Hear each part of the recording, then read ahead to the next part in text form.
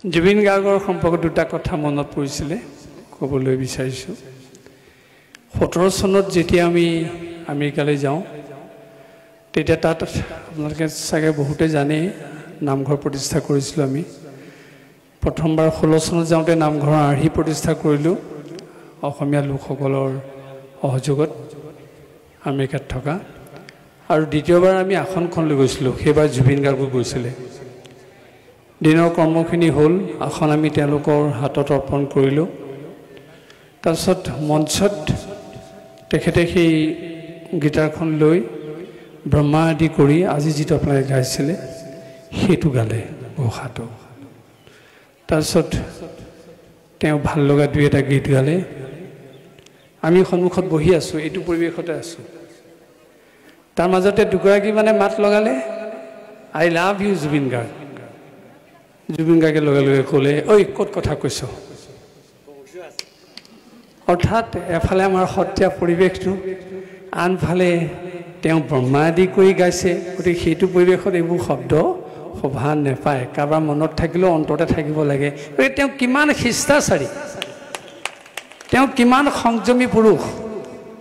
এইটোৱে কথা প্ৰমাণ কৰে কেতিয়াবা তেওঁৰ খেয়ালি স্বভাৱেৰে নক'ব লগা কথা ক'ব পাৰে কিন্তু অন্তৰখন জুবিন গাৰ্গৰ তেনেকুৱা নাছিল আৰু কিবা কাৰণত তেওঁ কেতিয়াবা ক'ব পাৰে মোৰ ধৰ্ম নাই মোৰ জাতি নাই ভগৱান নাই কিন্তু তেওঁৱেই ভগৱানক বেছি ভাল পায় কাৰণ মানুহক যেতিয়া ভাল পায় মানুহ প্ৰেমী ঈশ্বৰ প্ৰেম যদি হয় তেতিয়াহ'লে তেওঁ ঈশ্বৰক কেলৈ ভাল নাপাব আৰু এবাৰ ডাঙৰ এটা উদাহৰণ দিছোঁ আপোনালোকক আমাৰ ভাওনা সমাৰোহত 20 চনৰ কথা তেওঁলোক কেইবাজনৰ লগত লৈ পেলাই মাজুলী এখন ফুটবল খেলত অংশগ্ৰহণ কৰিবলৈ কাৰণে গৈছিলে ৰাতি আমাৰ ভাওনা সমাৰোহৰ কথা শুনি আমাৰ ভাওনা সমাৰোহত উপস্থিত হ'ল কিন্তু প্ৰতিযোগিতা চলি থাকোঁতে আমি যিকোনো মানুহক সম্বৰ্ধনা জনাব নোৱাৰোঁ কিন্তু কাণে কাণে আমি তেখেতক ওচৰতে বহুৱাই বস্ত্ৰ আদি দি সন্মান জনালোঁ আৰু কাণে কাণে তেখেতক এটা কথা ক'লোঁ অহাবাৰ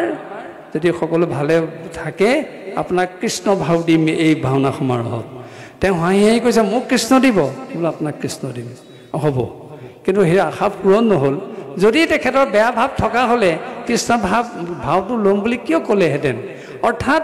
তেওঁ কৃষ্ণক ভগৱান বুলি যিমানেই গুৰুত্ব নিদিয়ক কৃষ্ণ সংস্কৃতিৰ পূজাৰী সেই পূজাৰীৰ সত্তাটোৰ কথা জুবিন গাৰ্গে হাড়ে হিমজুৱে বুজি পায় আৰু সেইকাৰণে কৃষ্ণক তেওঁ বেয়া পাব নোৱাৰে আৰু বেয়া পোৱা হ'লে ইমান আমাৰ কমলাই লিখা বা আনে লিখা দিহানামবোৰ ইমান ধুনীয়াকৈ গাব নোৱাৰিলেহেঁতেন আপোনালোকে জানে বিহু নামত তেওঁক যদি আমি উস্তাদ বুলি কওঁ দিহানামত তাতোতকৈ উস্তাদ টোকাৰী গীতত তাতোতকৈ উস্তাদ ইমান ধুনীয়াকৈ তেওঁ গাব পাৰে সৌ সিদিনা এটা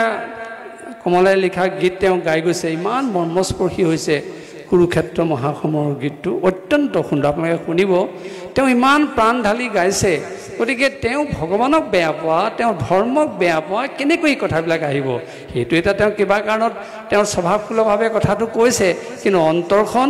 অত্যন্ত পবিত্ৰ অন্তৰখন অত্যন্ত ভগৱত পৰায়ণী অন্তৰখন অত্যন্ত মানুহপ্ৰেমী আৰু সেইজনে আছিল জুবিন গাৰ্গ এই কথাখিনি মনলৈ আহিছিলে কাৰণে ক'লোঁ আপোনালোকে যাতে অসন্তোষ নকৰে কিন্তু তেওঁ যেতিয়া দিহানাম গায় এগৰাকী যেন সঁচা অৰ্থত ভকতেহে দিহানাম গাইছে এই কথা মনলৈ আহে আৰু তেওঁ যেতিয়া টোকাৰী গীত গায় সেই বুঢ়াগী